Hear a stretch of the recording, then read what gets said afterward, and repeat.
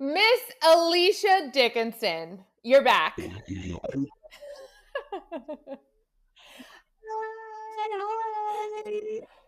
Yeah. I'm looking at Steph when my camera is here. Oh, no, he's sliding all the time. No, look at me. Look at me. Anyways, you have an incredible profile, so it works. I'm so happy you're joining me back on a conversation because I remember the first go around. I mean, I've been following you for a very long time. So I remember when we first got you on the podcast, I was like, I can't believe she said yes. And then when you finally got on, like the conversation was just so amazing. And since then, like I've been to both seminars in the UK, in the US, and whoa, game changer times a million. And then when I found out the incredible things that you're doing in the sport and also what you're doing specifically here, finally in the US for your members, it's just been, anyways, I want to jump into it. I really want to jump into it because it's been such a game changer in my short dressage journey, but it feels like forever. For those of you who don't know, I started as an adult. So I was really, really clueless, but your riding success has been there for me. Like they've never been before. But now what we're doing here is in my riding and with the schoolmasters and the program. I just want to give everyone a chance to really know more about the stuff that you're doing. So that was a bit of a long chat, but get into it, Alicia. No, look, I don't know, when was that? That was a year ago. It was a year ago. Was it even a year ago or less?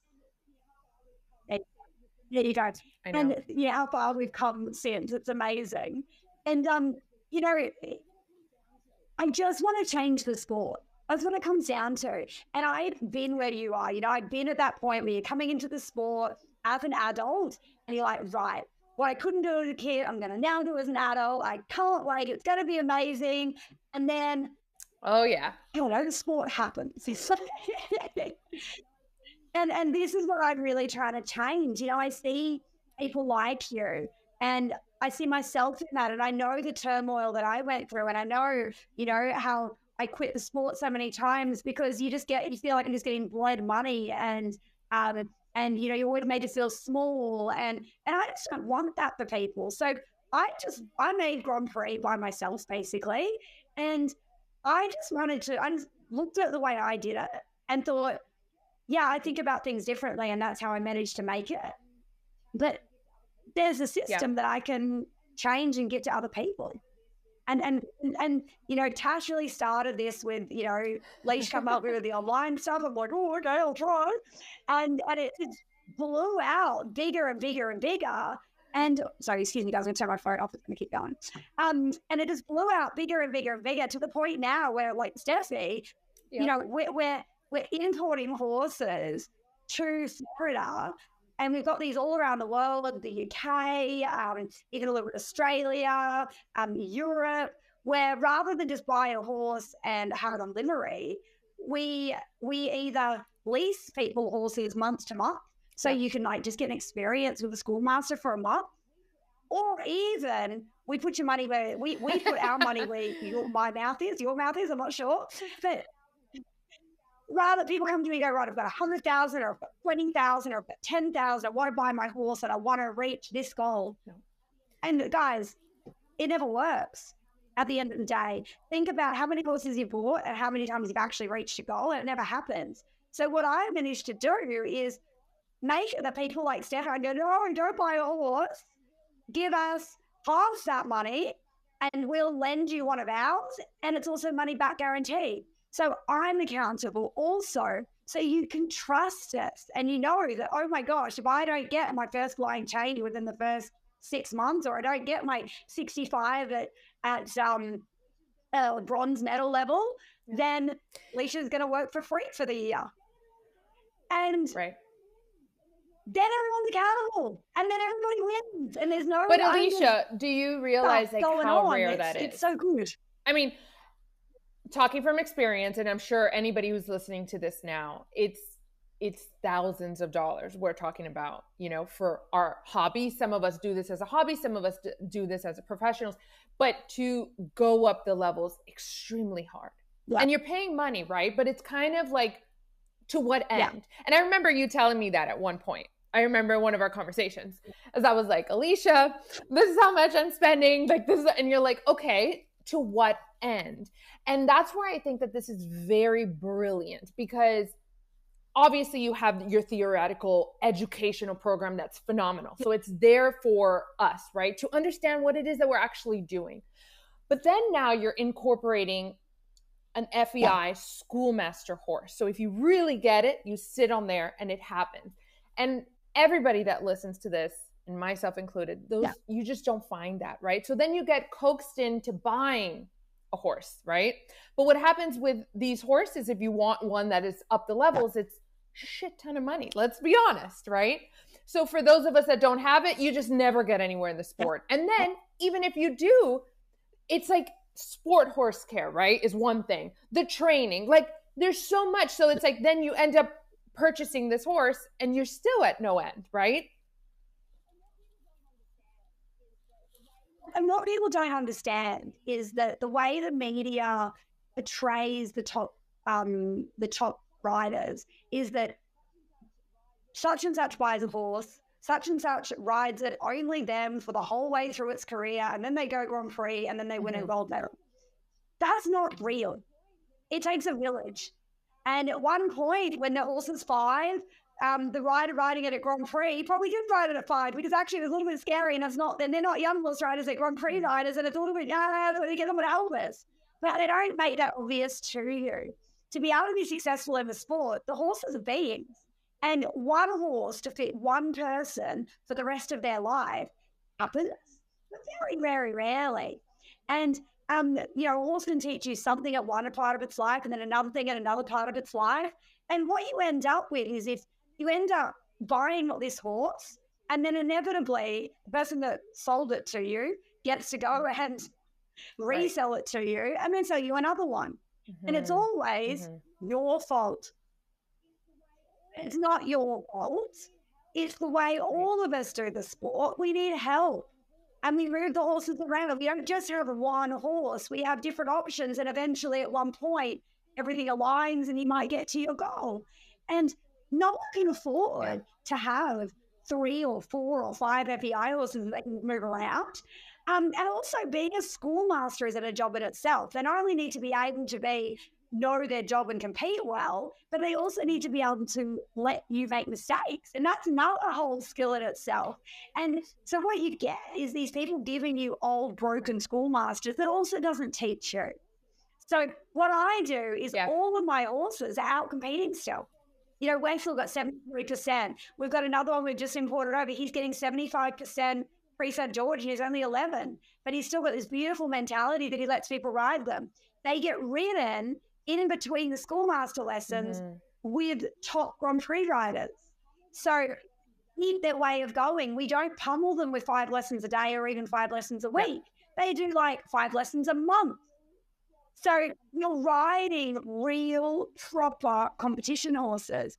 And that's what got me to where I am. I had someone kind, my friend Anna Meek. She's my friend now. She wasn't my friend then. I didn't know her at all. She's like, who is this crazy woman who came in from Australia? And I couldn't ride say to herself, but she let me ride her horses, and that's how you learn. And that's what I give to people, is just that you're not worth less as a human being because you're not as good a rider as us. Yeah. Just think it's but it's also like trying to find that very rare, perfect package. Like you don't find it. You're not going to find it in a lesson barn. You're not going to find it, in a sales barn even. Like, look at what you're saying. Like, you could buy the horse, but it's so much. There's so many things. And so, like, this really is one of a kind. Nobody has ever done this. No one has ever done it. And do you know why? Because I made it myself. That's why. I really, truly know that I will do the right thing by people. I really, truly know that I won't. And sometimes people don't like me because they say, I want to win a gold medal next week. And I go, that's not going to happen. But this is what might be able to happen. So I'll tell people the truth. Sometimes the truth is not what they want to hear. They're not my client. That's fine, But I will tell people the truth and reach their goal. So for me, I can go, your goal's Grand Prix. I'm not going to squish on that goal. Let's get to that goal, but this is the roadmap to get there.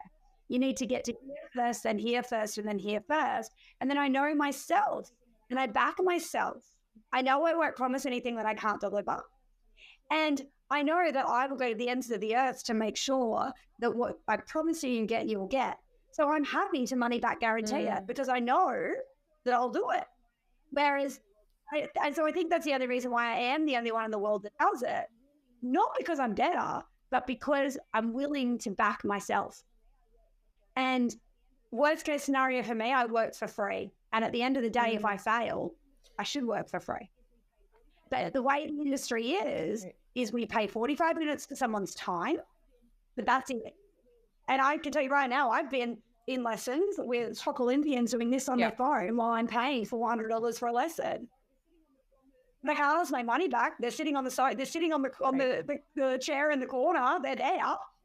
I'm not paying any accountable action. And that's what I want to change in any other industry.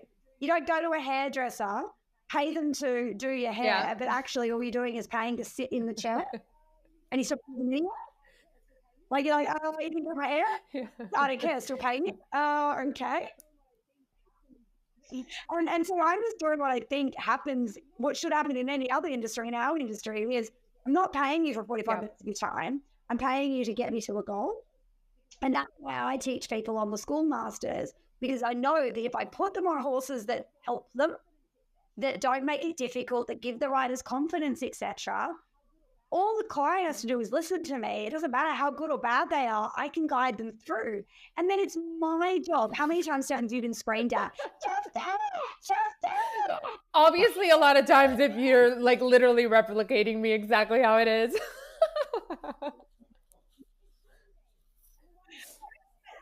It shouldn't be. And the way I do it is it's my responsibility. If I say something to you twice, and you don't do it, it's not because you're an idiot. It's not because you're a bad rider. It's because you don't understand. And because I give a money back guarantee, if I say to someone, hey, mate, today we booked in to do a riding lesson, but actually what we need to do is get off, and I need to show you some theory so that you understand what you're missing here. There's no point in me yelling, you're missing some information. Let me explain it to you. And the next time you ride, it'll happen. It'll be great. And if I'm not doing a money back guarantee, people go, oh, I want to ride. But because it's a money back guarantee, they go, oh, well, this must be helping me because otherwise you're going to have to work for free. So it creates this amazing trust between both of us. Yeah. And it's just what I wish I could have. Yeah. And I'm happy to now be reaping the benefits because I am also in the program. And so, yes.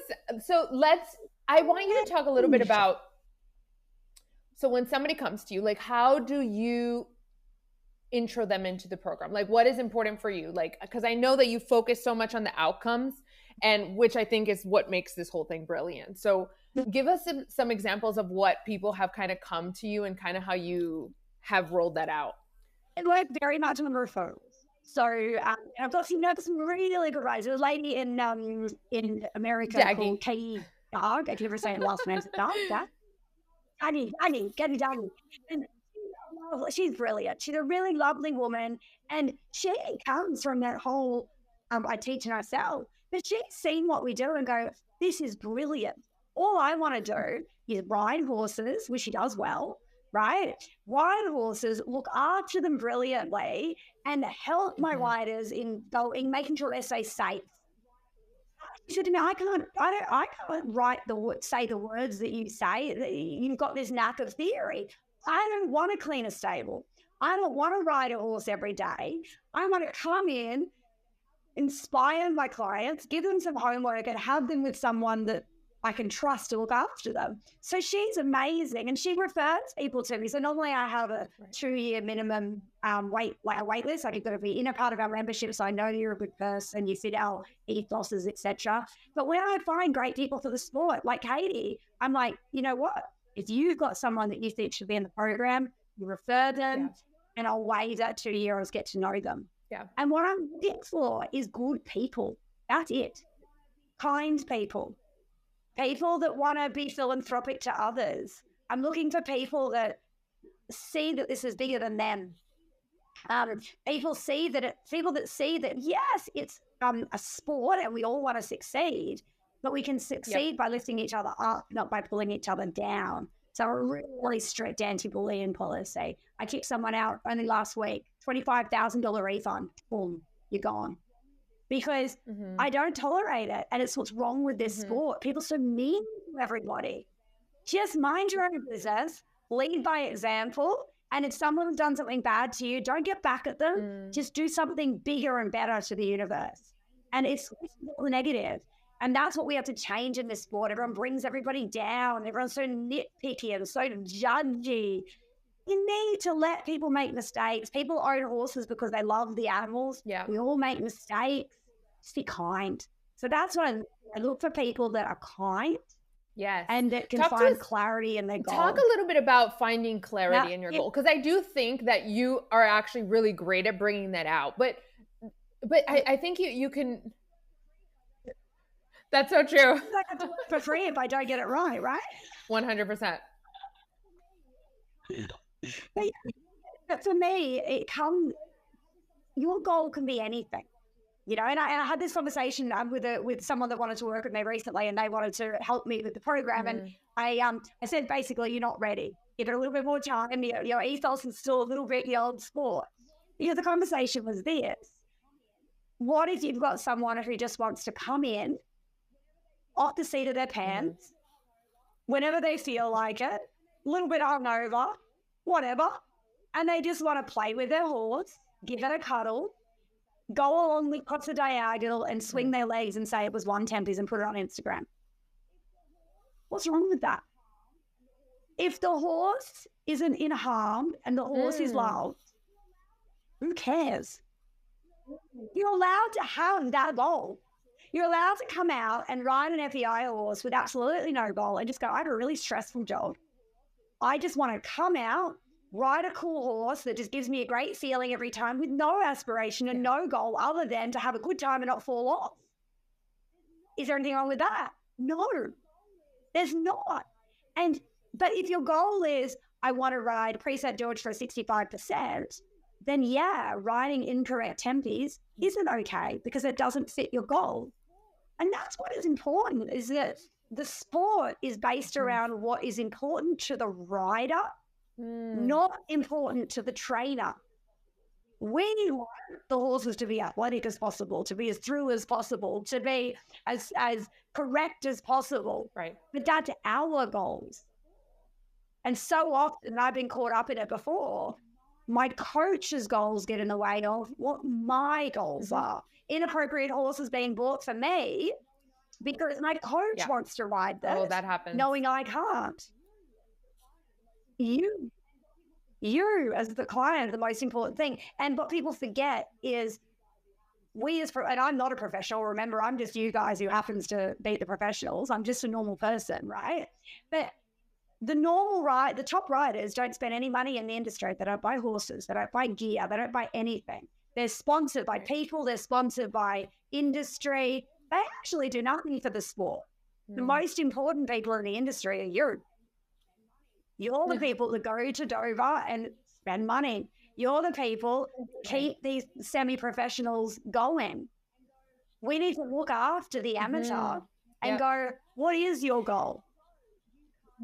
Yeah, and not go, you can't do it. If you want to do Grand Prix, I might go, hey, honey, 70% Grand Prix is a bigger goal. Don't forget, lots of professionals aren't getting that. Why don't we start with a gold medal? Let's start with a gold medal at 61%. And I tell you what, just putting on a Grand Prix horse is not enough. It's hard. It's not so easy. But I make it achievable for you, and then I back you. So you know that every step I take is to your success. Otherwise, it's going back to the accountability that you had mentioned in the beginning of our conversation. And it's there's never been accountability, really. There just hasn't. And I also think, like, unless you are like that professional, you're the one kind of experiencing the sport. Adult amateurs, we definitely get capped. It's very rare for an adult amateur to kind of go up the levels, right? Like we don't really see it. We kind of stay I'm not sure like the levels anywhere else, but I know in the US it's like training level, first level. That's kind of maybe third level, I would say. But those big aspirations, we just don't even allow ourselves to have them because it's just not possible.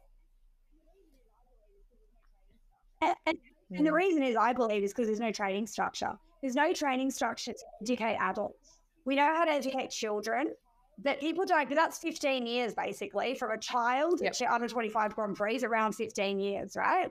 People don't spend 15 years doing it, okay? Second of all, children, they're not so smart yet. They can't understand the theory. The reason why most people don't get high is because we look at you, you're looked at by a coach, and they're like, oh, they crap. And then that's it. There's never, they don't know anything. Let me try to fill in the gaps and believes that they can. I believe you can because I've been you. I'm not a particularly talented writer, but I made it and I was you. So I know if you know stuff, you can get away from the fact that you're not that great naturally, so to speak. And so I created a system that educates people. You know, the amount of people I meet that have been doing dressage. Quotations. Right. For 10 years. And they don't know what the training scale is. And that is dressage, right? So what I do is I don't teach you shoulder in or trave or anything like that in the beginning. I teach you how to ride the horse's way of going, like an FEI rider, from the beginning. The gears from the beginning. And it's hard to teach people that because it is a little tricky. Yeah, it requires good knowledge. If you don't understand the training scale, you definitely know it when you're trying to teach these people. But then I use that as a gift. They're not figuring it out. They're missing some information. Let me fill in the information, try again. And so people, after about 2 or 3 months, you put them in a straight line in an arena and you can't tell the difference between them and the Grand Prix rider. I've seen it live. I can attest. They ride the whole... Yeah. Yeah, it's phenomenal. So once you can do the gears, that is dressage. You understand the 2 reins. You ultimately understand a half halt correctly because you can't get the gears without it. You can put a horse together. Once you can put a horse together, everything else is easy. But it's difficult. And you have to think outside the box, and you have to give people confidence, and you have to be brave enough to go, hey, we need to stop and we need to do some theory so that you understand what's going on. And to be honest, I was always nervous about saying it because I'm like, oh, I don't know what people will do. But at the end of the day, this isn't my business. I just do this for the love of it and so that my daughter isn't a spoiled rat and thinks mommy just sits on her ass and rides horses.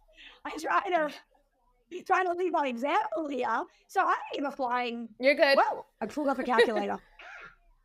There we go. So I don't care at all if the client says no. And that's what's been so brilliant is I don't care. I don't need it.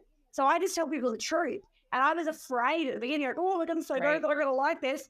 They like it. I had someone the 6 schoolmaster lessons with me recently. She rode for about 10 minutes. I called her up and I'm like, dude, you're an eventer. You're actually a pretty good rider. You just don't know anything. So you can waste all your money here and I can give you 6 lessons, give you a good feeling. You're going to go home and in a year, it's going to make absolutely no difference. Or put all that money into a 3-day seminar and do it. And I'll give this day for free. Go and do that. And that's all you're missing. You're an eventer. You can ride. You just don't understand the training scale. If I teach you that bit, you'll be fine. And she went, oh, yes, please. And I was booked out of the UK one. So she's flying to America next month to do it. And people just need someone to believe in program, like how personalized it is. Like it's not this cookie cutter, because everything has to be different and personalized. And that's why every individual succeeds to their own measure, whatever that is. And you really do take the time, when entering someone into the program, like really fully understanding, obviously, if not, you work for free, right? So it's really important for you to get it, but you take the time to personalize it, even the horse matches, everything. Yeah. You gotta be ready to pivot. Like today, I meet you, right? And you are what you are. 2 months' time, your husband's being a pain in the butt. Your kids are pulling your hair out. You got a period that's like the word lasting for 3 months. You're like, life changes, and you're no longer the human that you were when I met you 2 months ago. And that's life. And so my job is to go, oh shit. Sorry, I was just well, I better pivot and do something different to help this person. We have an example recently. I did a really big sponsorship. Sometimes, not often because it's hard to manage, but sometimes I'll even send horses. So I sent a horse to Canada for a young rider, and she's so sweet and she's doing an amazing job. But I went to check on her, and she did a really good job to a point. And then she's 19 years old. Yeah. And 19-year-olds don't get out of bed till 10 o'clock in the morning. And 19-year-olds read their textbooks like they should. So I just said to her, look, lovely, we can keep going the way you are. I've got no problem with it. But why don't we put a pause on your program? Give me 8 weeks to work with the horse you've got just to get bit back into competition fitness.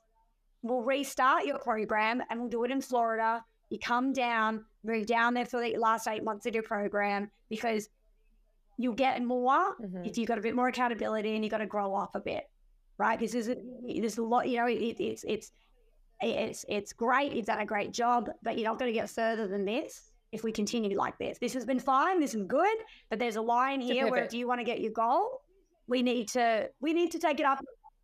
We need to take it up a notch, yeah.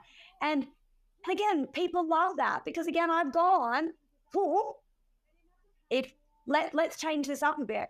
They didn't have to pay more. They didn't have to do anything. But I can look at a situation and go, this was good while it lasted, but hang on a second, maybe not now. Let's make a change. And had you not, then she doesn't reach, right? It's like, it's your job to kind of see the trajectory, and like your mission is to get that person, whatever their goal was, to make it happen, right? And if things need to adjust, they need to. She said no.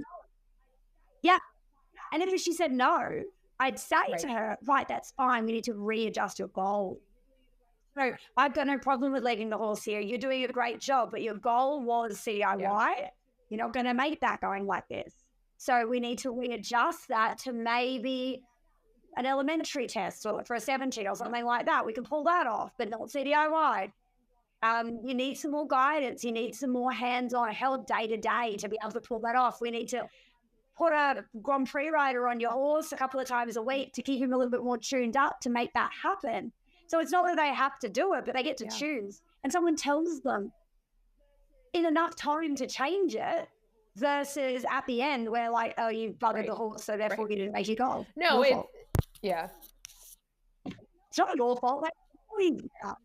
I don't know any better. It's my fault. I didn't tell them in time.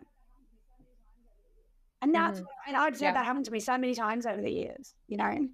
No, it's good. It's really, really good. And I think, again, that's what makes it work. Right. And it's like, you won't find this anywhere else. Like the way that you invest in riders, you just don't find it. You know what though? I try to create independent riders because I've got to say, like, I've been around the block, so to speak. Not like that husband. It's not like that. I thought it was quite funny. I've been around the block, and look, I've got to say, you know, you see this cancel culture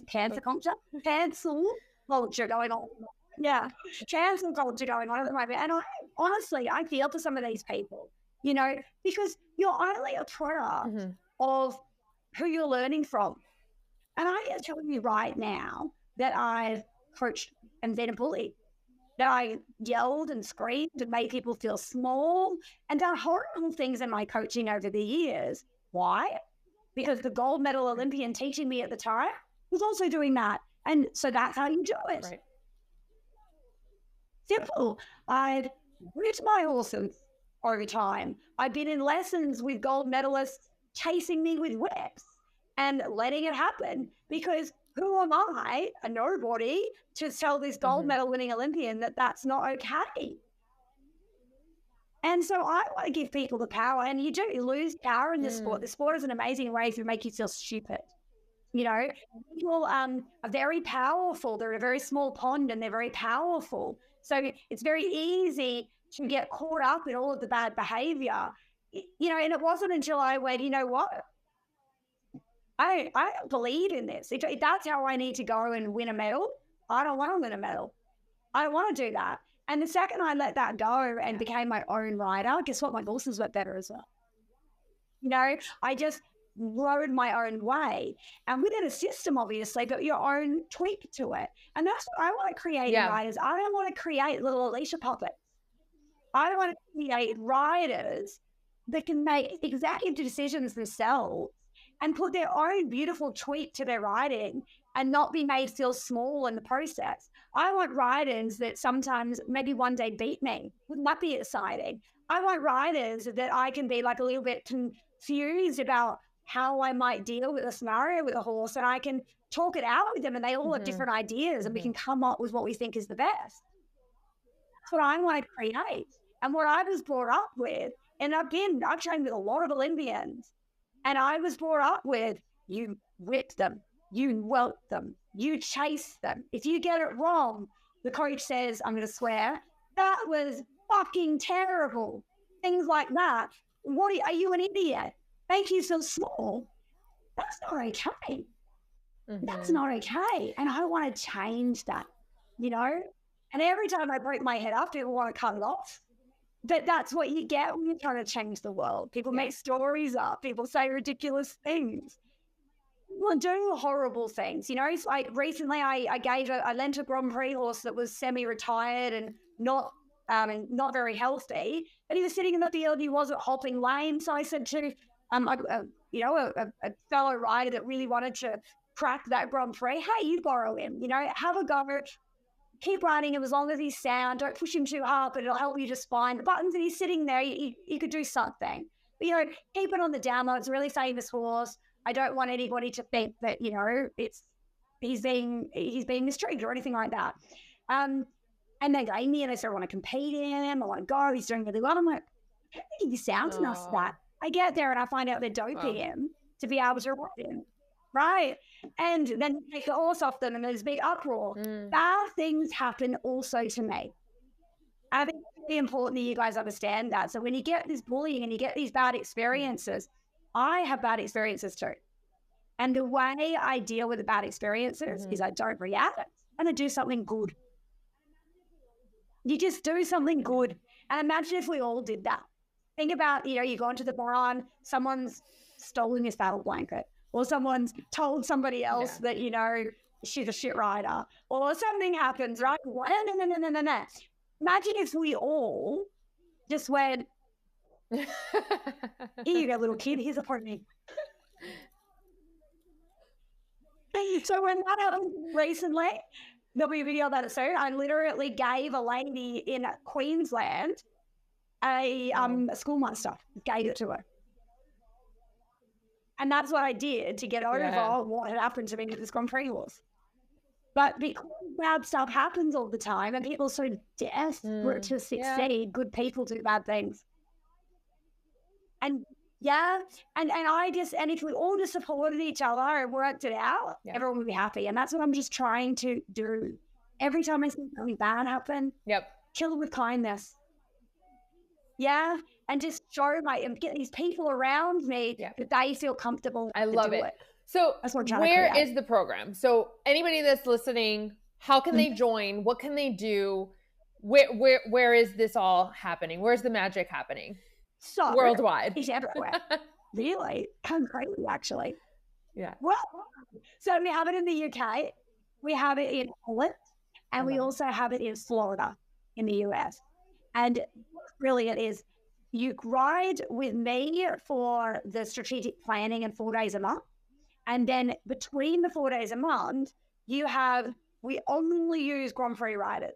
So we even used to have the program, we use small tour riders. We've even taken it up a level now. We only use Grand Prix riders. We don't use anyone lower than Grand Prix so that you really know you're working with people that can do the best bit. They can do Grand Prix, right?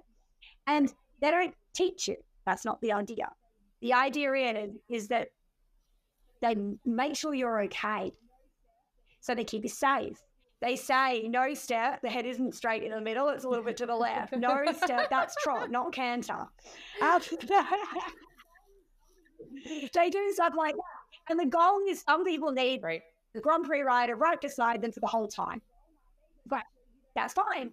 Other people, your goal might be that eventually you don't need that supervision. You can actually ride with the other riders.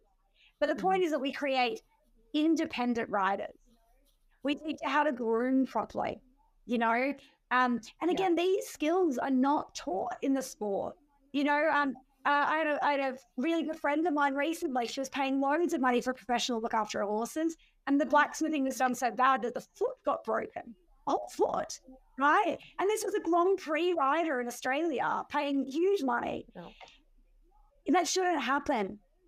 And it's not because he's a bad person or anything like that. It's because there's a lack of education.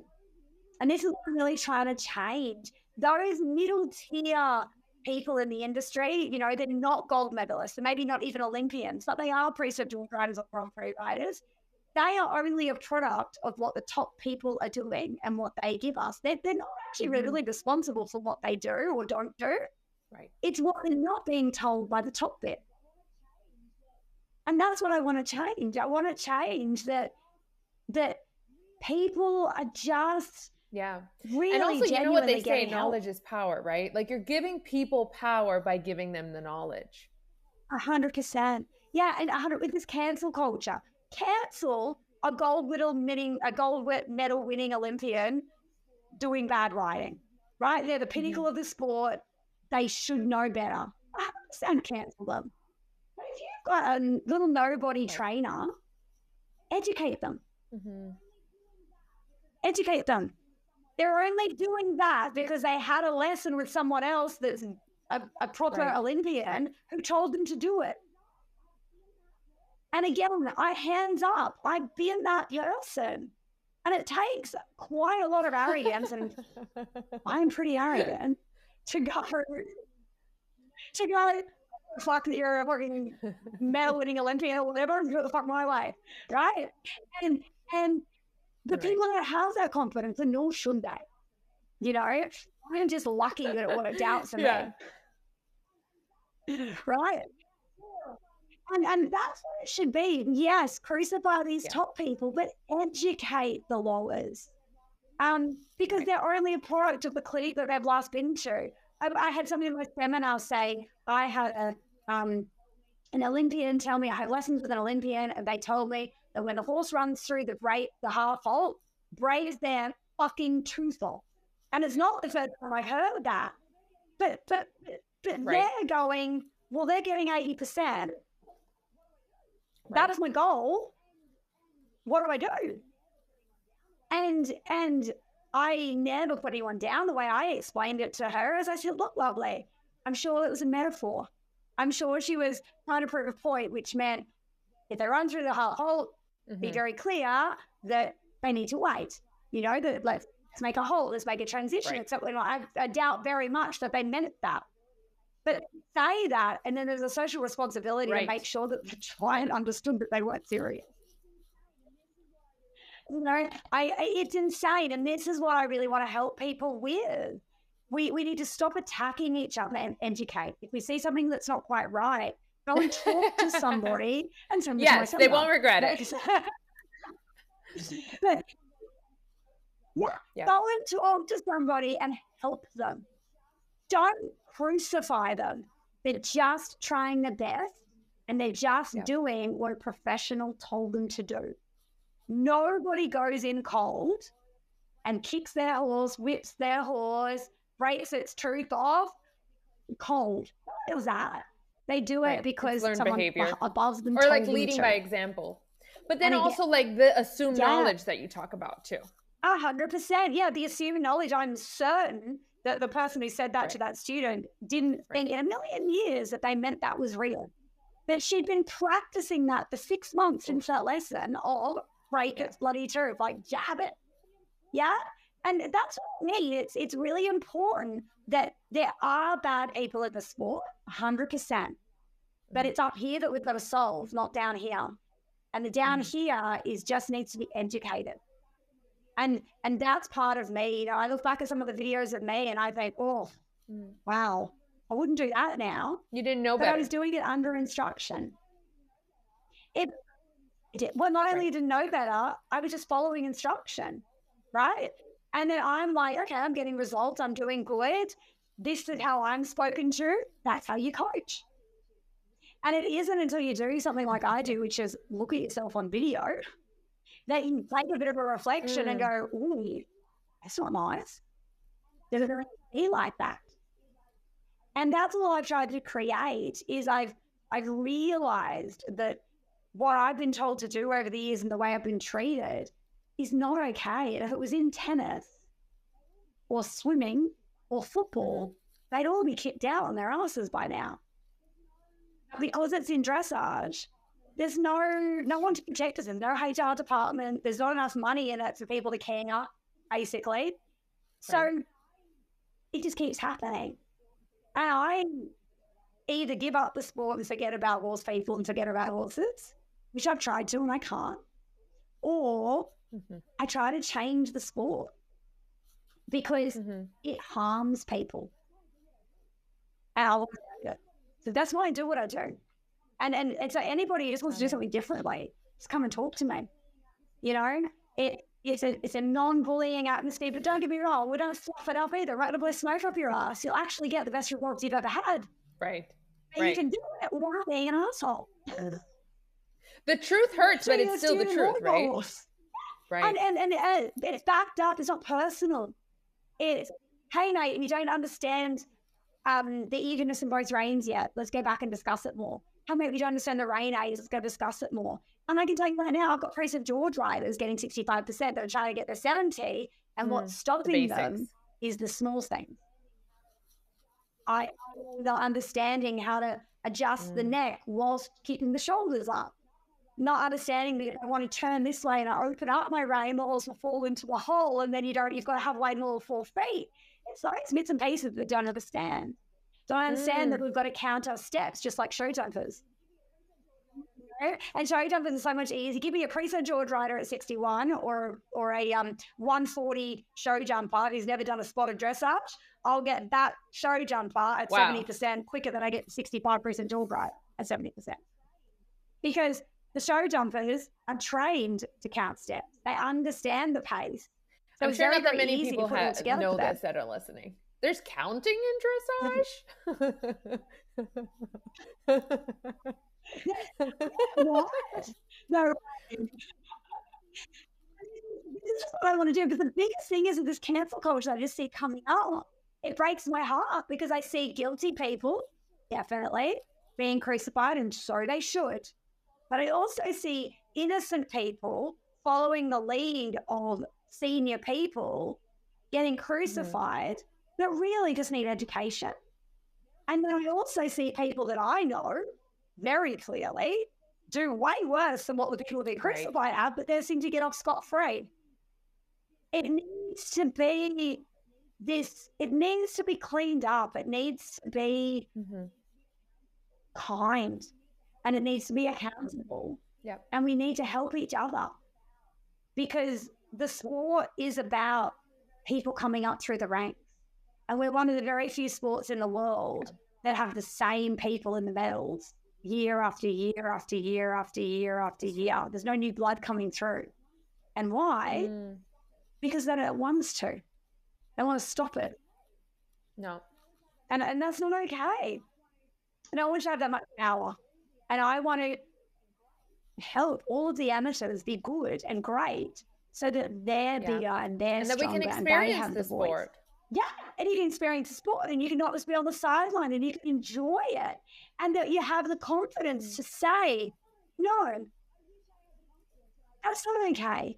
I wish I had the confidence when I was being chased with a whip to say, no, please don't do that. I don't believe in that. And I wish I had the confidence to not then do it for 3 weeks afterwards, because I wanted the goal, and I'm like, well, you're the expert. I've got to do what you say.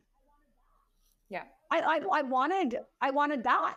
You know, I want the truth. I want our masterclasses to represent what really the say. You know, I watch many masterclasses, what they say don't meet heroes. I watch many masterclasses and I think, oh my God, this sounds amazing. Then you go and have a lesson and they tell you the exact opposite. They've got a PR face and they've got a behind the scenes face. And I don't want that to happen to people anymore.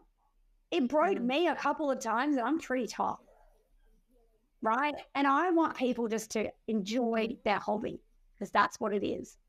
Enjoy their hobby, look after their horses, not have to make a decision of, I be Pre-St. George and beat my horse up, or a be Pre-St. or a be Pre-St. George, don't be Pre-St. George and don't beat my horse up. It should never be a question. It should just be, I can be kind to my horse, I can enjoy my sport, and I can make Pre-St. George. Anybody can buy Pre-St. George. Anybody. Grand Prix is a different kettle of fish, I will hand you that. There's quite a lot of gears and it does require a little bit of talent. But Pre-St. George, anybody can do it. If you ride with me for 4 years, I guarantee you're a Pre-St. George. Oh gosh. You're like, darn, we'll see in 4 years, guys. We'll check back in. Yeah.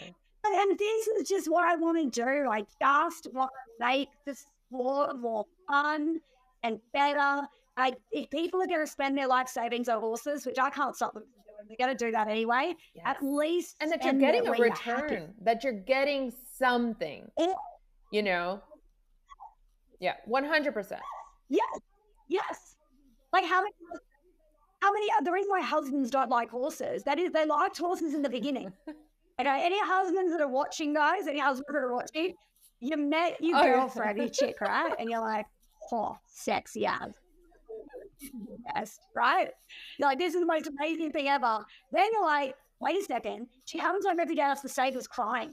Hang on a second, she smells like horse weed all the time. Hang on a second, we can't buy a house because all she does is spend it on horses, cry more. Shout out to the horse husbands. We see them all the time. Oh no. Yeah. It's true, right? And the reason why they think it's crazy is because it is.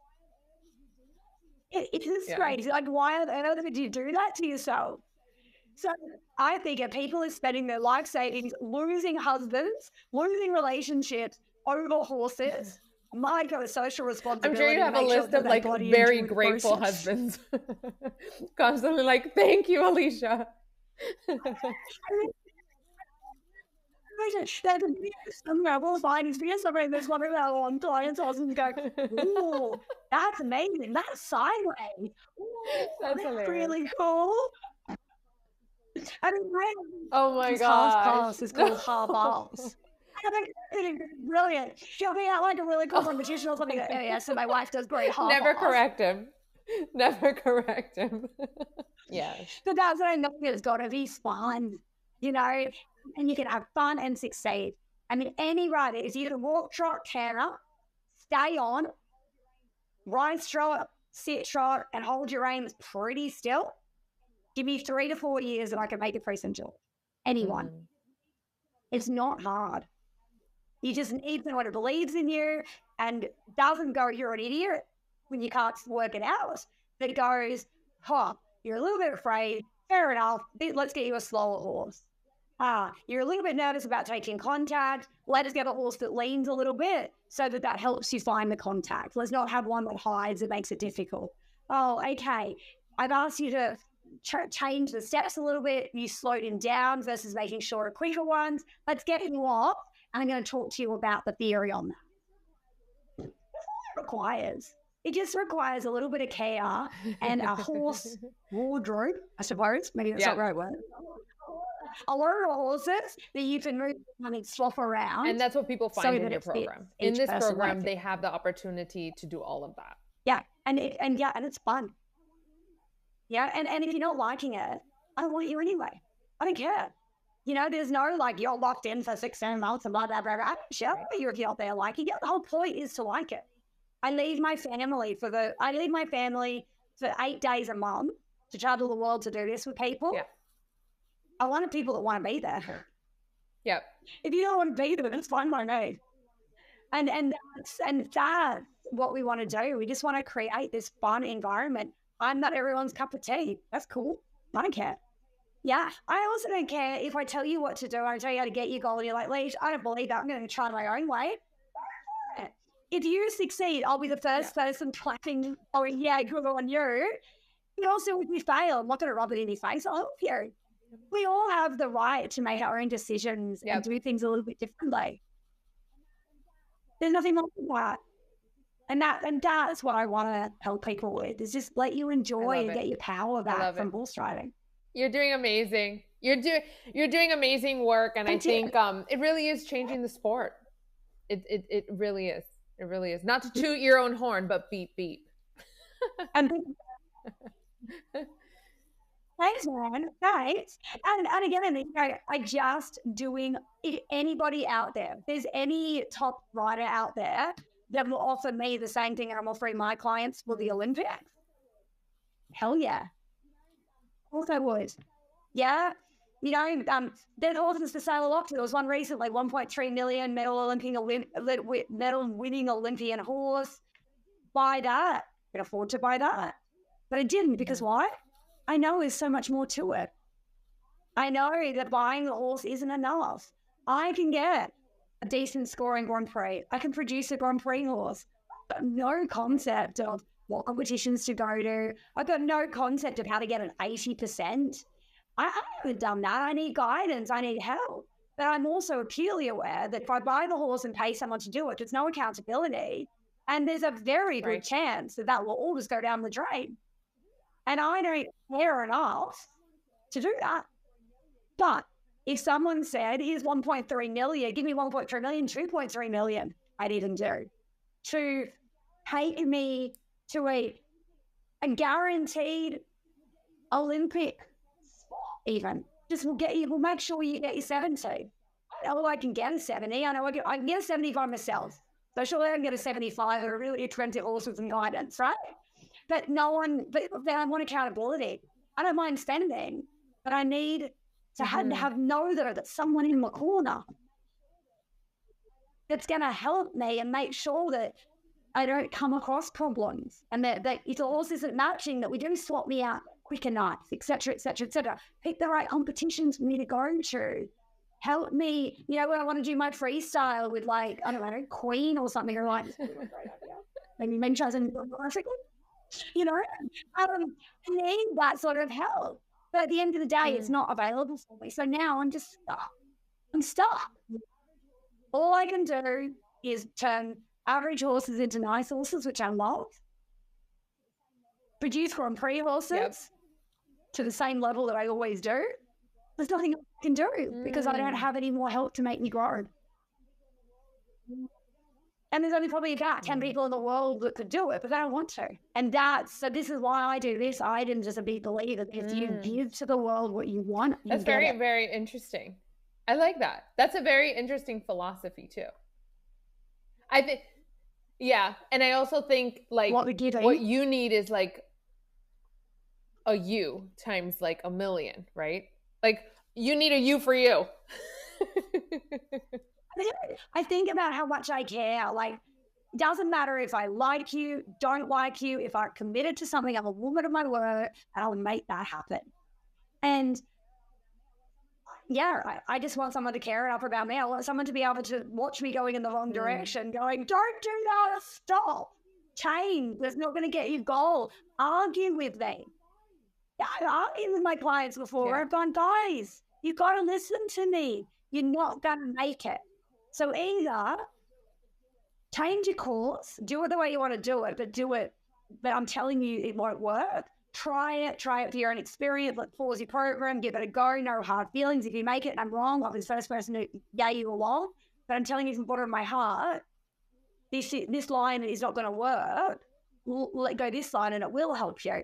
Some people listen, some people don't, but at least at the end of the day, they know that they can come back to me when they need help. Right. But also at least you, because you are so much about accountability, like you said, your piece versus just watching, you know, and just allowing and I think that is, it's again, it's going back to like this rareness, like that just doesn't happen. And I think at the end of it all, if we're all very honest with each other, it's like, or within ourselves, right? Like, we do want somebody to be honest with us, right? Like, tell me the truth. Yeah. That's what you're paying for. You're paying for someone to get you to your goal. But it's not Right. you ride shit. You already ride shit. No one gets 100%. So all of us are riding shit, right? All of us. Charlotte Jean got shit. She got 100%. Alicia, never got 100%. Lottie, nobody out there is actually riding good because no one gets 100%. Right? Really? I think Carl got 97 recently. And I want to see that video. The young all stars pretty impressive to me. The very impressive in a 6-year-old class, very impressive. But my point is that we're all actually shit. It's a different level. And that is not the point. The point to get help is not to someone to go, you're shit. It's like, well, I already know, mate. Right. I'm here to learn out how to be better than I am. So don't put me down. Give me tools that I can action and change. And that's how you learn. Yeah. You don't need to be pulled down all the time. Yeah. No, and again, we could chat all day, honestly. I'm like looking at the timer. I'm like, is it 2 hours? Because me and you can chat forever. Yeah, and it's worse guys as well because like we're on the internet here, so the delay. She thinks we're real life. Oh my God, I lost my train of thought. What was I gonna say? Did you lose your train of thought? Is Tashi up? You know about Tashi? I think what people really need to hear, and I'm really onto this cancel culture at the moment because it's really getting that scary and dangerous. And I want people to understand that we made mistakes, and I still make mistakes, you know. And sometimes you have to, you learn from the best. You go to the best to learn, and it's very hard as a person that's learning to go, this person is the best in the world or ranked top 10 or whatever it might be. I'm me. Hard to go. Right. Are they right? And where I'm at and where I've got to my writing is the reason why I've stalled in my writing career is because my goal was the Olympics, my goal was etc. But I'm not willing to do what these coaches are asking me to do. It's very conflicting because even like as we are seeing like this cancel stuff, right? And we think it's very targeted at the rider or the trainer or whoever it is at the moment. But in the complexity of it, it's actually very much a cancel of dressage in itself, because it makes one believe that is just the whole premise of what dressage really is abusive, right? Like, is it incorrect, right? So it makes people question, and it's actually really dangerous for the sport, I feel. It really is. And what it is for me is, you know, I want this big goal. And so I've stalled because you go to these people and they say, I've had medal-winning Olympians chase me with a whip. I've seen them do it too. I've seen so much stuff that you can just, you know, not even comprehend. And I must say, there was a time when I also did it.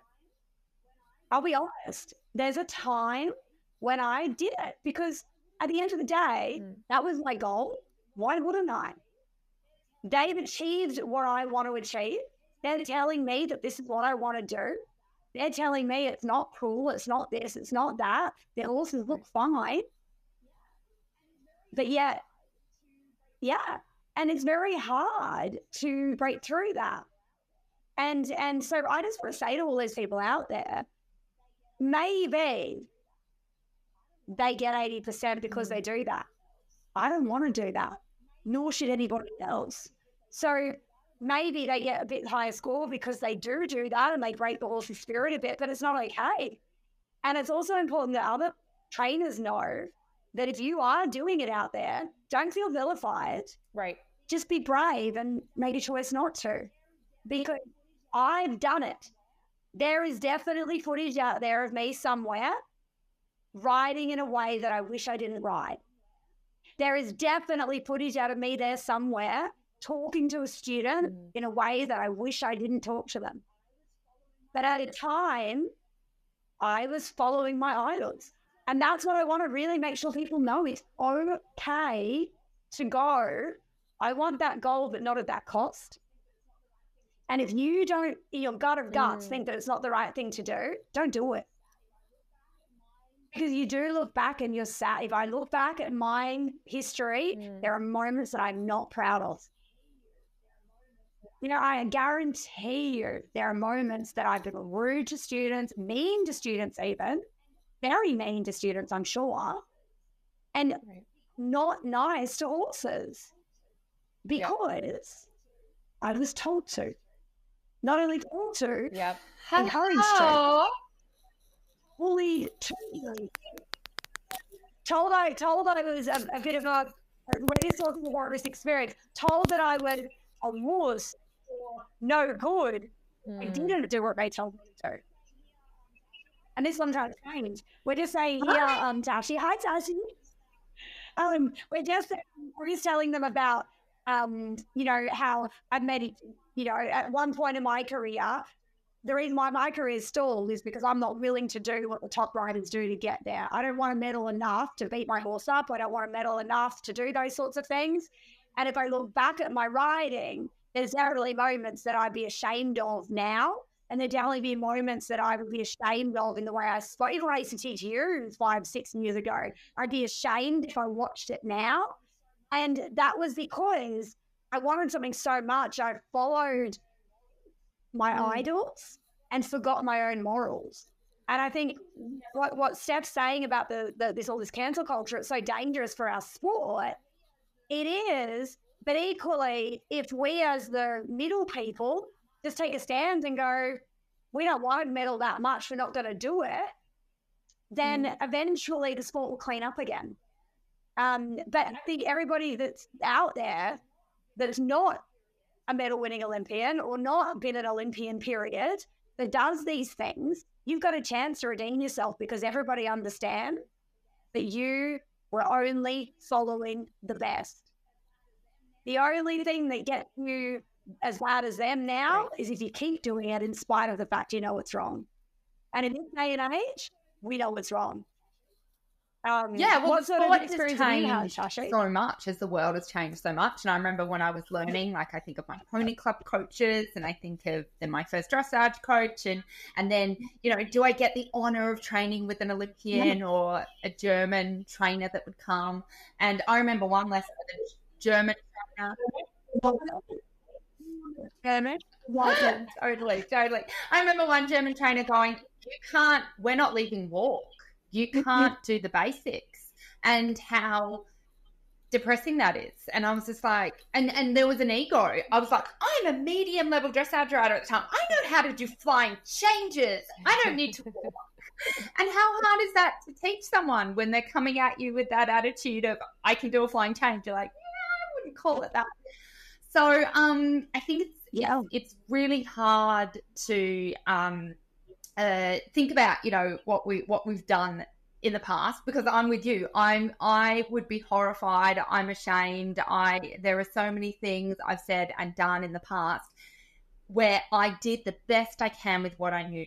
And if I knew how to do better, I would have. And every time I did learn better, I'd cringe. I'd be like, oh my God, I can't believe that was me, a version of me. But now, thank God, I'm a better version of me. And now I do better because I know better. This is a really good story at Tashi. This is only been recently, 6 months ago. Tashi's watching this test. And it was a Freezer George test. And she thought it was a para test. And she rang me up and goes, oh my gosh, I now know, looking at things through other eyes, how much I must have offended the other judges years ago. I remember I couldn't see that I bounced on my horse's back. I was like, I'm a Grand Prix dressage rider. I don't bounce. And have you ever been guided by an idol and realized later on that that's just not something you're willing to do? That all the time, maybe was wrong? All the time. Like and because you put these people on pedestals, if they say you're an idiot, the sky is green, you're like, oh my God. Okay, guru, praise Lord, you said sky's green. I will now operate as if the sky's green. If you tell me to train my horse as if the sky's green, I'll do it, because you clearly know and I clearly know nothing. Can I ask you guys a question?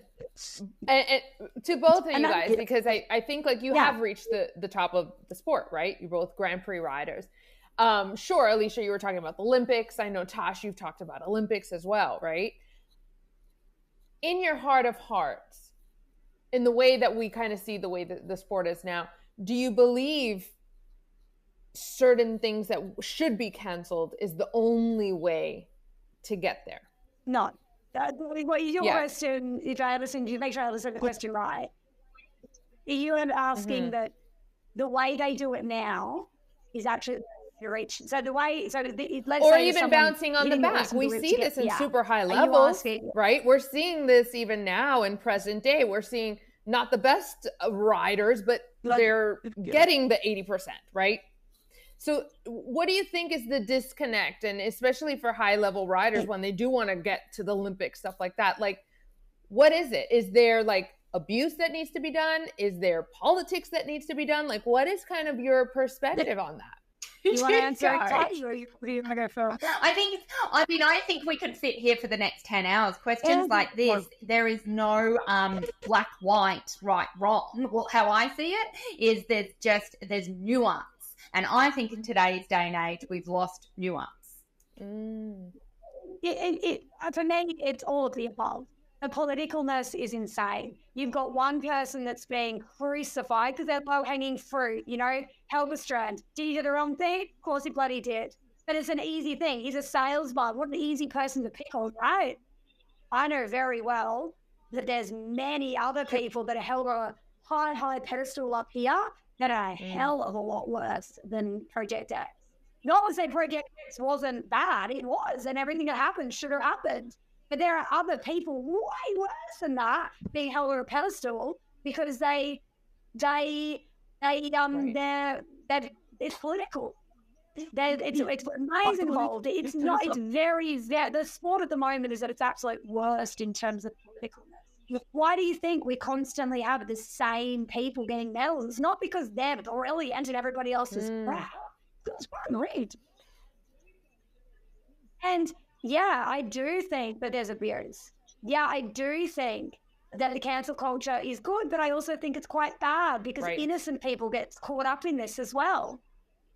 Innocent people are getting caught up. What should happen is the leaders that are being absolutely 100% abusive should be brought down and brought down well. And the lower level people that are just following their idols should be educated. And we should be rewarding harmoniousness rather than punishing every single little thing that we see that's wrong.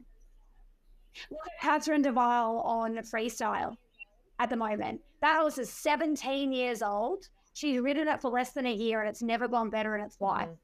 Let's talk about that. Let's not talk about Charlotte with a horse in short neck and mouth open, which is the media is going on about. Let's forget about Helgestrand and all that sort of stuff. Let's focus on the positive. Yeah. And there is some amazing positive out there. Amazing positive. And if we started to reward the positive and focus less on the negative, but when there is some decent, where there is some powerful people doing the wrong thing, let's not let them get protected. Let's change the sport. At the end of the day, I'd rather the whole sport country the whole world go back to getting 71% at the Olympics, which at one point was it. You got 71, you're like, yeah. But the horses are happy. Yes, it's 87% with the top 3 or 4 that are willing to do things. But isn't that interesting though? So like you're saying 71%, but the horses were happy. But at 80-something%, they're doing things that are not correct, right? Or, even not correct is kind of based off of your own perspective, right? Like, let's just call it abusive, right? There's people that are doing abusive things, but they are getting that 80%. That's so conflicting, especially for super ambitious riders. Like, and that's when then people like actually then start to question the actual sport itself. 100%. And why is the answer? So, for example, we've got a horse, Jide. He's a Grand Prix horse. He's hot as anything. Holds his mouth open. Right? That's what he does. You can be standing there. You don't have any contact with him. He'll be on his horse's back. He's like, right? This is what he does. And so because of that, we lose marks. Rightfully so. So he does a test for a 70, 75, but because his mouth's open all the time, he gets a 64 or a 63. Rightfully so. Why are there people getting 80% with a mouth worse than that? Right. Political. And that's what we need to change. It's not about people necessarily. There are definitely trainers out there that are just very skilled and use that. And when you get very skilled at something, you can become very, you can use that, you can get irresponsible with your power. And I think that's all it is. I think these riders that do become abusive, they're just very effective at what they do. And then they abuse that power. They get a little greedy.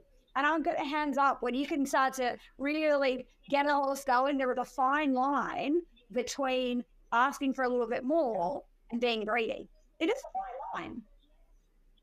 But there's all, but it shouldn't be, you can be up here and then you can be down here. It should always be, everyone should get treated the same. And, and then there are amazing people, like, again, Catherine Duval, horse after horse after horse. She's getting top scores, and how harmoniously beautiful does he look? And did you see it?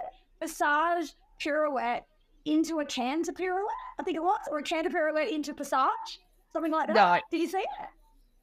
Did you see it, Tash? It was phenomenal. It was the most amazing thing. It makes you go, oh. So you can do it a different way, but one person has a PR team, the other person doesn't.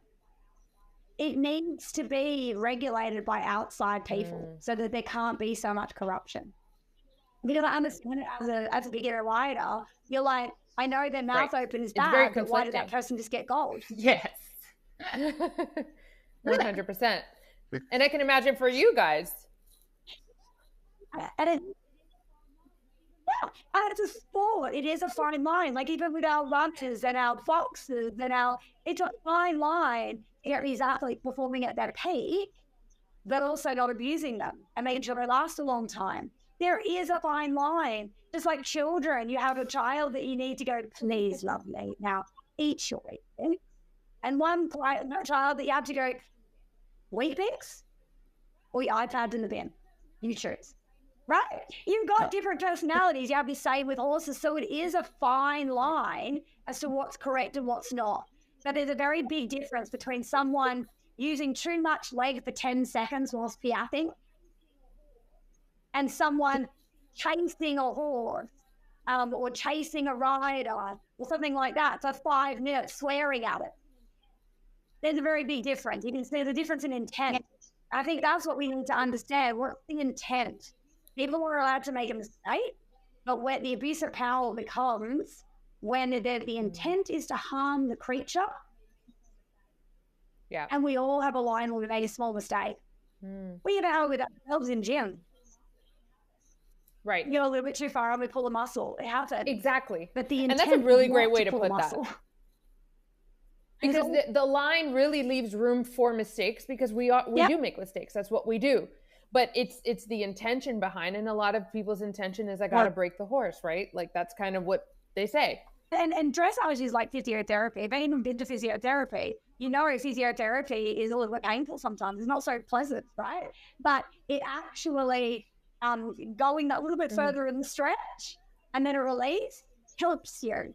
And dressage is an amazing sport in that it can change a lame horse into a sound horse. I mean, Tash has seen it many times. We turn absolutely completely broken horses into sound horses through gymnastic exercise. And gymnastic exercise requires a little bit of, come on mate, you can go a little bit further. But that's what the difference is the intent to beat this animal into submission, is the intent to get a donkey be Allegro. It's not possible. Don't try and make a donkey Allegro. It's not going to happen. Let a horse be what it is. If it's a donkey, and let it be a donkey. Yeah. And there's a place for a donkey. The place for a donkey is your husband to ride. He doesn't die. That's a great place. Let him be a donkey. He doesn't need to be more than that. And it's all about intent. And that's very clear to see. You can very clearly see when these people are being cancelled, where the intent is wrong. Hit a horse on the head with a helmet. There's nothing positive about that. The negative intent, it's frustration, right? Kick a horse for 10 seconds a little bit too much in a PR, that could be a genuine mistake. And that's the difference. And we as adults can see that. You can see when there's intent. And that's the difference. And when there's clear intent, they should be banned from the sport forever.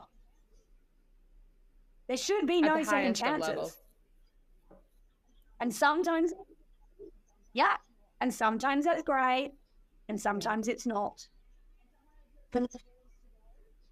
And someone has the balls to go, that is clearly not bad intent. That is clearly bad intent. And that helps people get better. We have protection. Give people protection to fail and own it. If you make a mistake, and what I want to do now whenever I make a mistake is going, oh, yesterday I made a mistake. Then you know the intent is good. I made a mistake, I owned it. I'm going to try and be better. That's all we can do as humans.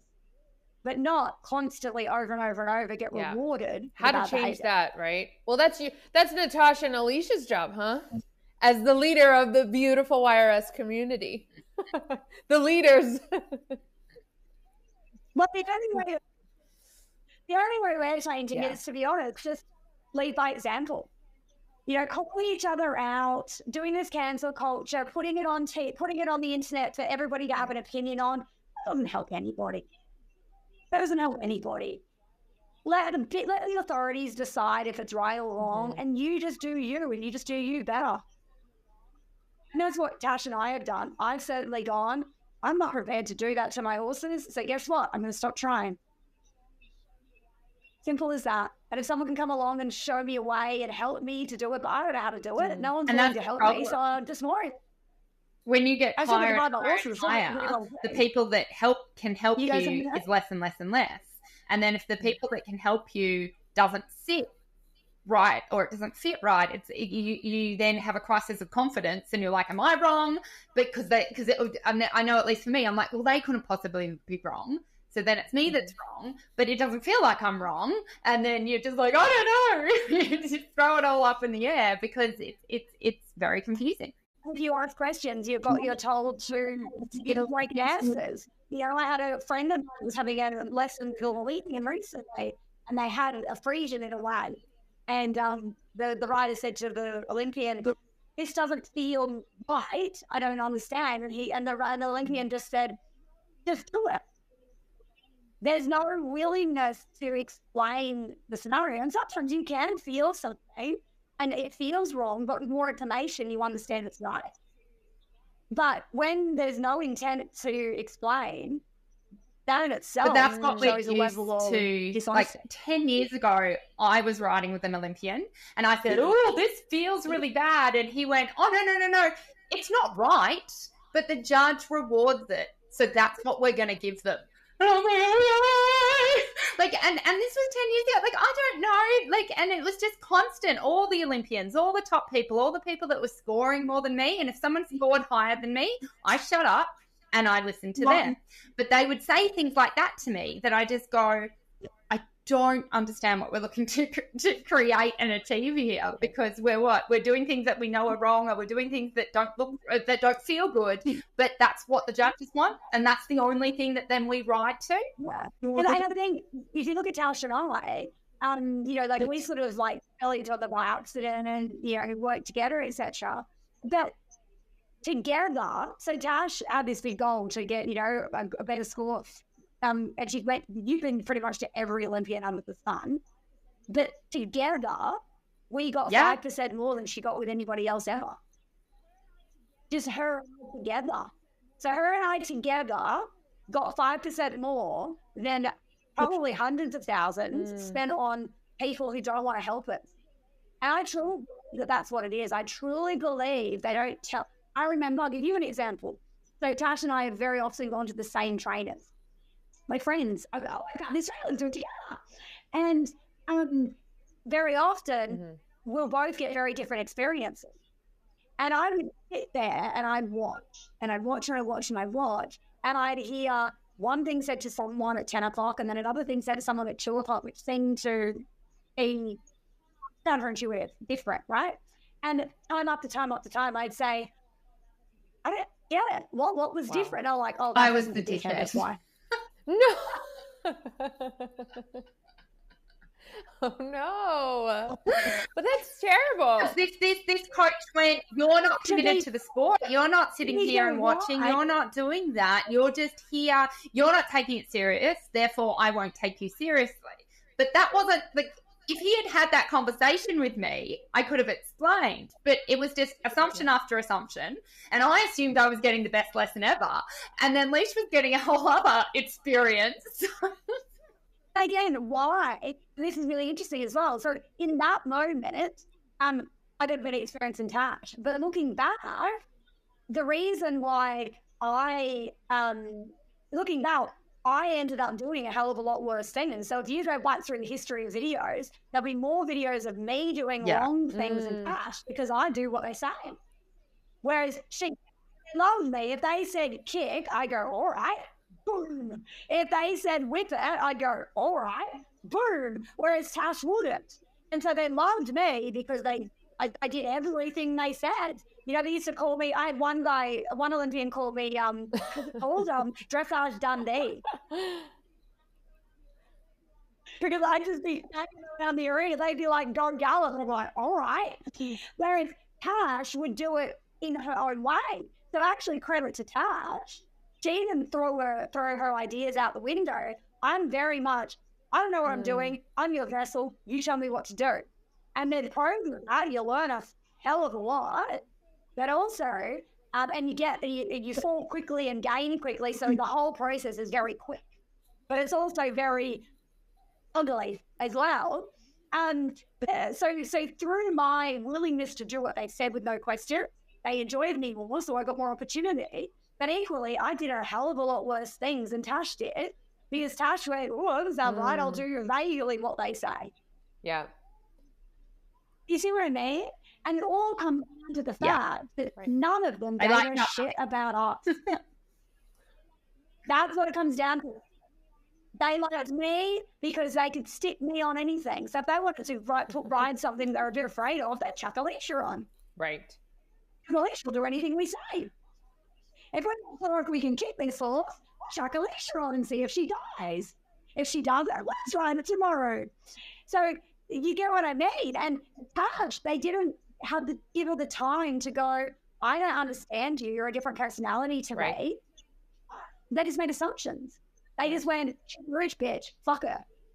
Versus, hey, I'm getting the vibe that you don't really want to, you're not interested. Is that right? And poor Tash would have had the opportunity to go, no, I don't really care. I'm just a little bit It's so interesting to hear both of you, because it really starts to make everyone understand why you guys started YRS and DI and why you're so passionate about it. And I think like it's really just creating something that you guys just needed. Yeah. When you were trying to come up, right? Always was, yeah. Oh, yeah. Yeah. And Tash started this. You got to remember, I'm a newbie. This is really Tash's thing. I've just come in at the last bit, right? But, you know, yeah. And also, when Tash asked me to help, I thought it was all shit. I only did it because she's my friend and I wanted to help. Yeah. And then I got in, I'm like, holy shit, this is amazing. We can really help people. Because I'm not a go watch a person on the internet. That's not me. Like, I barely watch TV, let alone a video on internet. So I'm like, whatever, you can't make a difference. But, you know, you're my friend, I'll help you, sure. But she inspired me. I'm hooked. It's like, what? People listen. People can listen to you. You can make such a difference. We have such a reach. And, you know, and also, it's brilliant. Neither of us care what anybody says about it. And that's what the most amazing thing is. We have nothing to lose. We are just hobby riders that just want to do something for the sport that they didn't do for us. So we can have these conversations and not worry about losing a spot on a team or losing a sponsor. We're still studying. We don't give a fuck. That's right. Yeah. We really don't give a fuck because we don't. And that's because we've got nothing to lose other than just help people. And it's going back like to the us. intention, right? It's like the intention is to really create impact. And going back, Tosh joined us, but me and Alicia were talking about the program, right? And it's really about the intention with each person and making it so personalized. Like when what you needed, Tosh, in that moment, instead of somebody doing assumptions and just taking your money, you needed somebody to be like, hey, what is important to you, Natasha, right? And getting you somewhere. I mean, it was your time, it was your money, and then your tears, which is so sad, you know? And you, Alicia, I mean, I think it's so funny that you're like called the Dressage Dundee, because I totally see it. Like now I'm like, oh my God, we need a social media handle of just a Dressage Dundee. But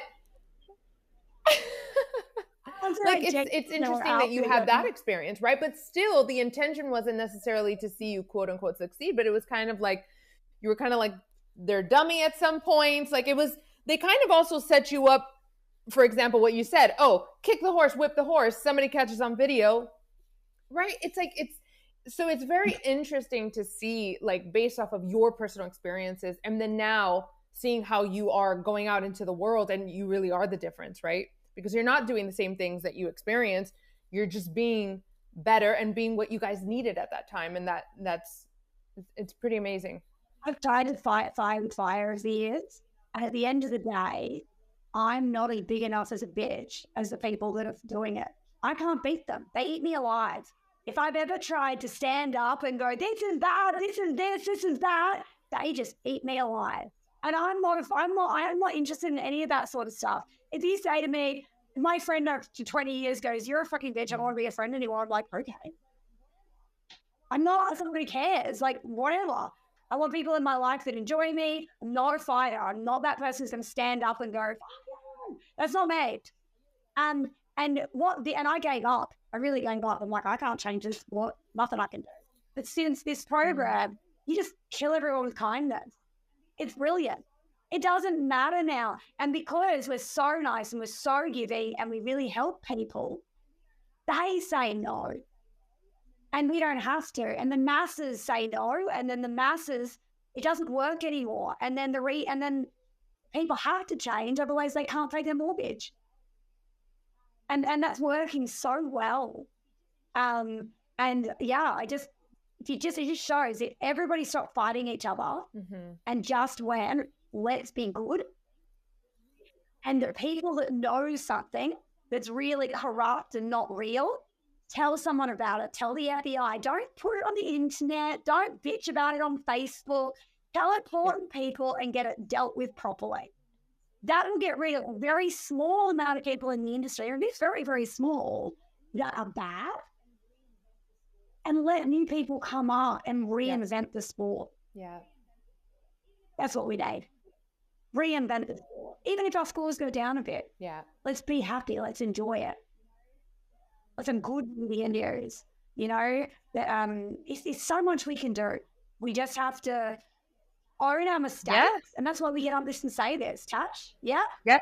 Like at one point, we're shit writers, we're shit coaches. 100%.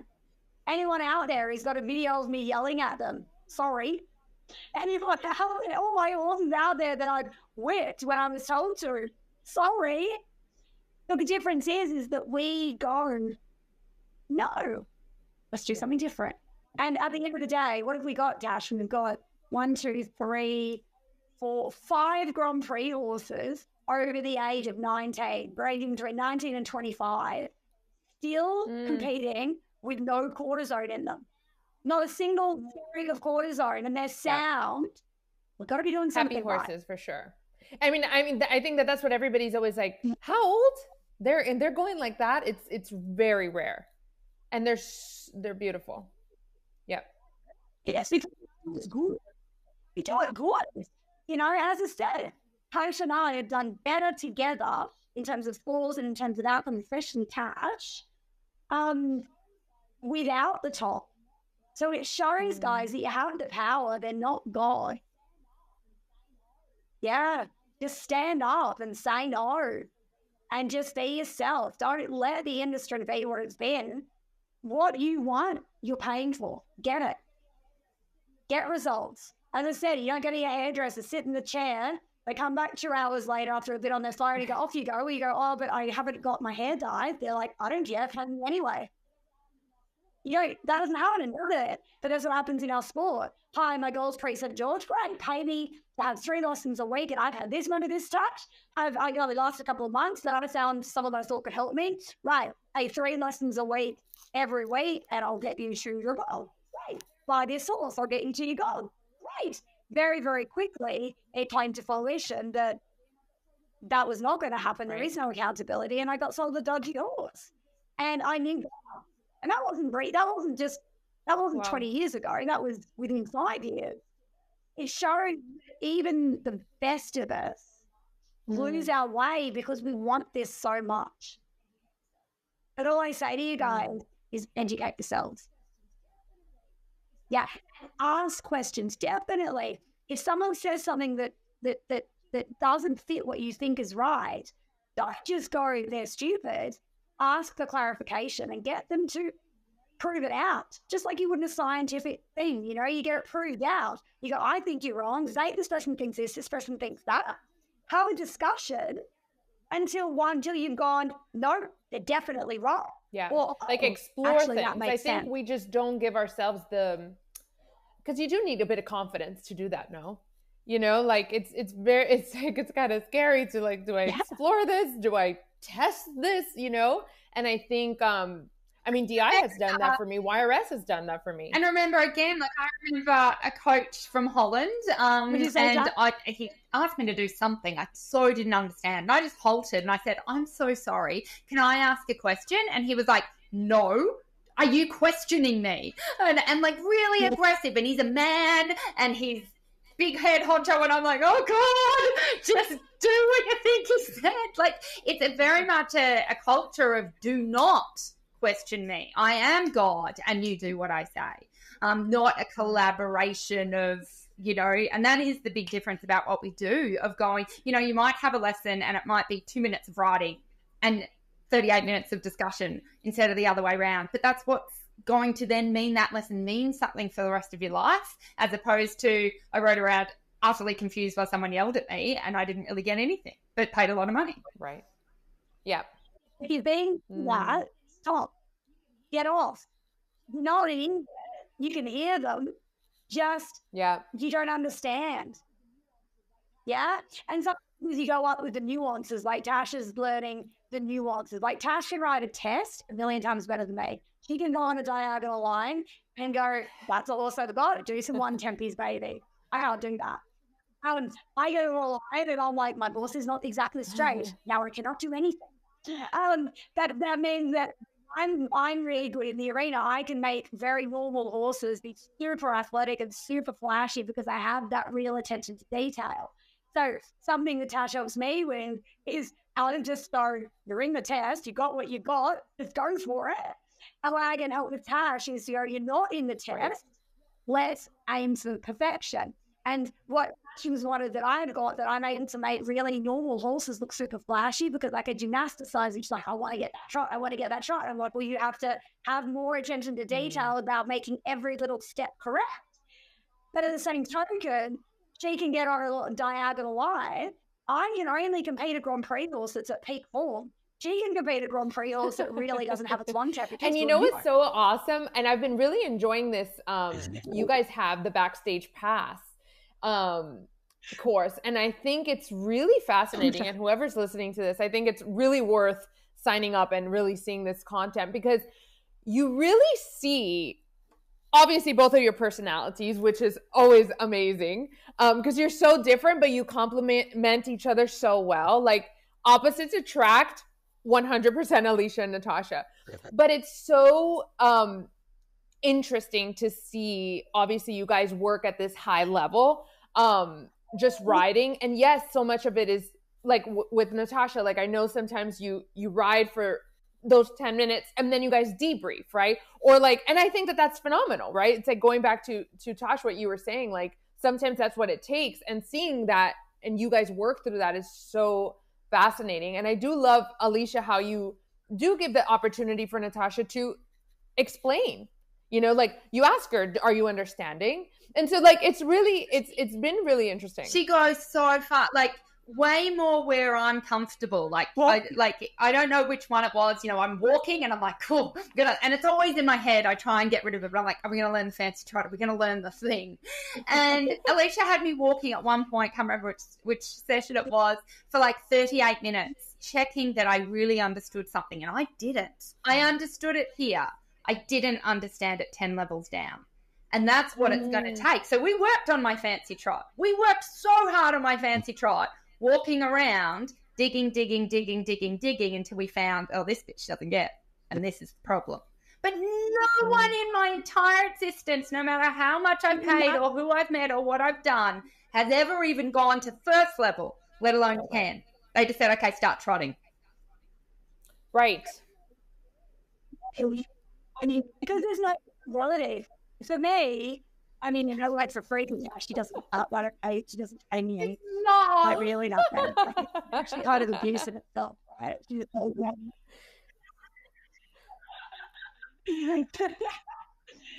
for me, it's all about the goal. And if you say to me, Alicia, this is the goal, I'll make sure that you reach it, because what's the point? Otherwise, you're wasting my time, you're wasting your time, you're wasting everyone's time. And, you know, and also understanding things from different people's perspectives. Like, I do remember that lesson original, and I'm like, fuck yeah, she will get it out. This is amazing. It's the best thing ever. I'm going to get in the car. And I'm like, fuck yeah, this is great. And then, like, she's crying beside me. I'm like, what? Like, and what? And again, it's just understanding people. And if you don't care enough about each other, you go in there for 45 minutes, you drink, you get out, you're not involved in sports psychology. Right. No, so that's happened. You know? No, so they're in the car crying, and you're like, oh, that was pretty amazing. Why are we crying? And they might be like, you know, but then you've got an idea of where they're at with their writing, so that when they're struggling a little bit, you're like, it might be a bit more to it than just what was today. You know, like as I said, you know, people have, but this isn't the task, but, you know, people are not always the same person every day. You have a fight with your husband, your kids are pain in the ass, you've got your period, you know, everyone's all lucky with you. They're still traumatized. Oh my gosh, I know exactly the video you're talking about, but you have to sign up if you're listening in order to see it, but I know exactly the video you're talking about. Yeah. Oh gosh, in my room is the most traumatized. Should I you clean the side of the leash? Oh my god, you clean. But you guys keep it real though. That's for sure. There's exactly warts and all, but that's what it's supposed to be. Otherwise, everybody has this stupid illusion that you get a horse. There's nothing that ever goes wrong, and you make it. That's not the truth. And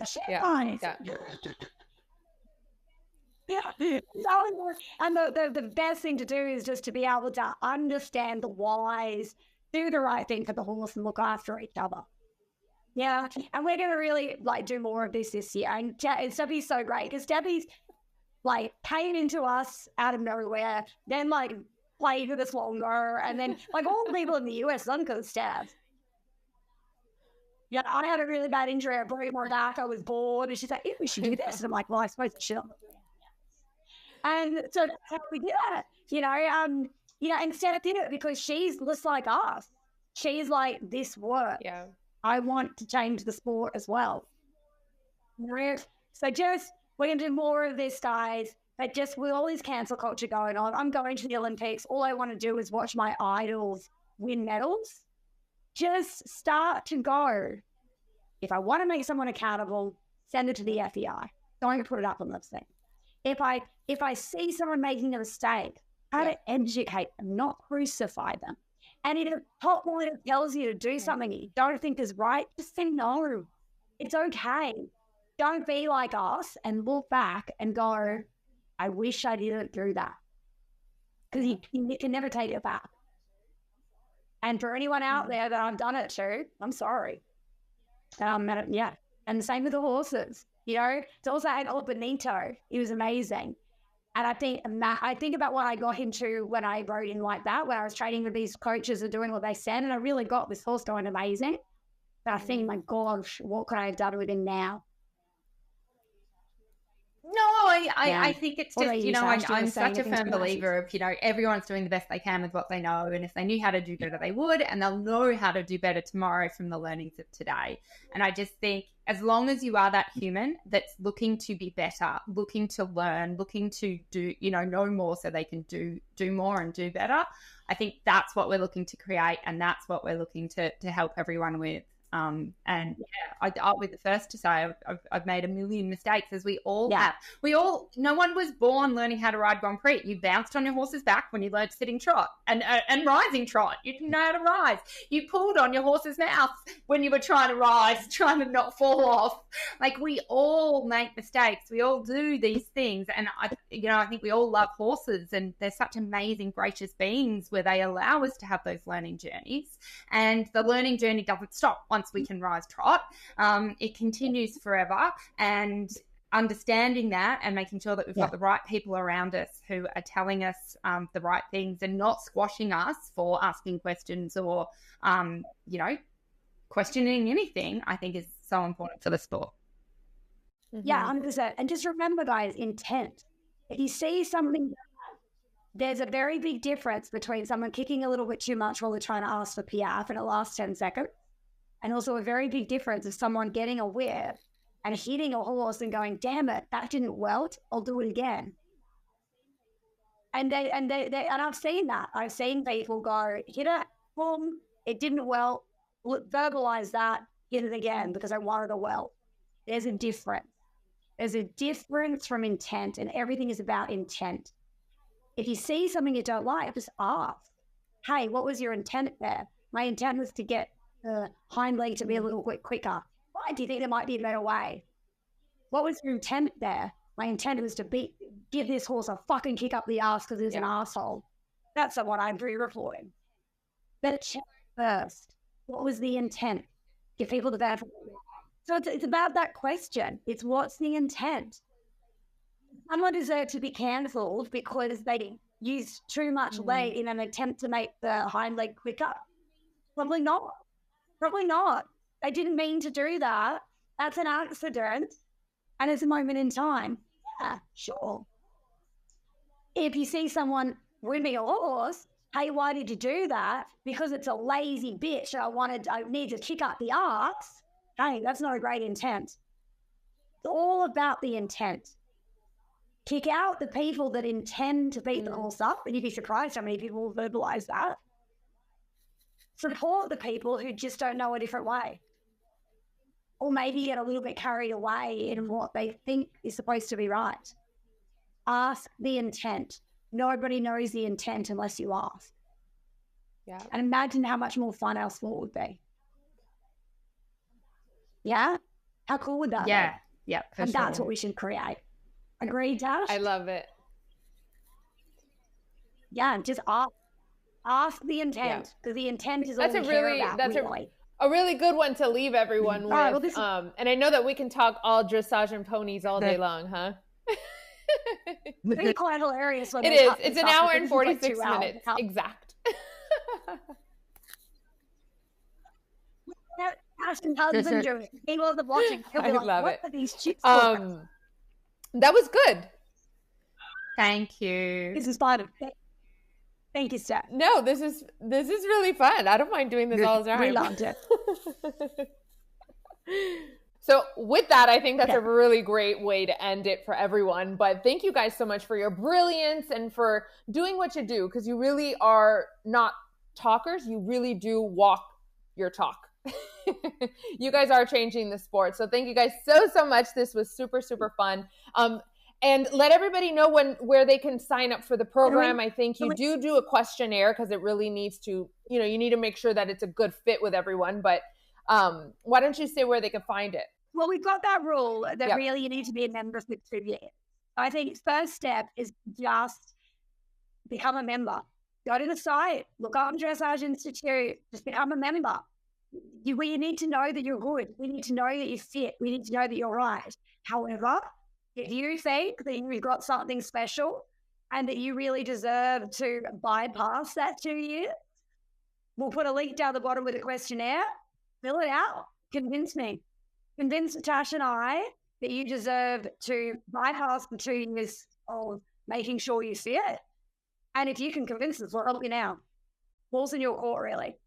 So either you want to suss us out and figure out whether we're crazy or not, which, to be fair, on this podcast may be debatable. Just go to DI, become a member. Well, why don't we give them a free membership, Tash? We'll put a link down the bottom. It's a free membership. So jump onto that. It's a free membership for a month. See it for a bullshit. Yeah? If you're advanced and you don't think we're bullshit and just want to play with us, but you don't want to wait 2 years, click the button. You got to be a member first, at least. Be a member. Click the button. Do your questionnaire. We'll see. Yeah. And if you want to see how different Tash and I, this is not put up. Tash, put your nails up. They'll be perfect. I guarantee you. Look, with mine. Oh my God. That's so funny. Bye.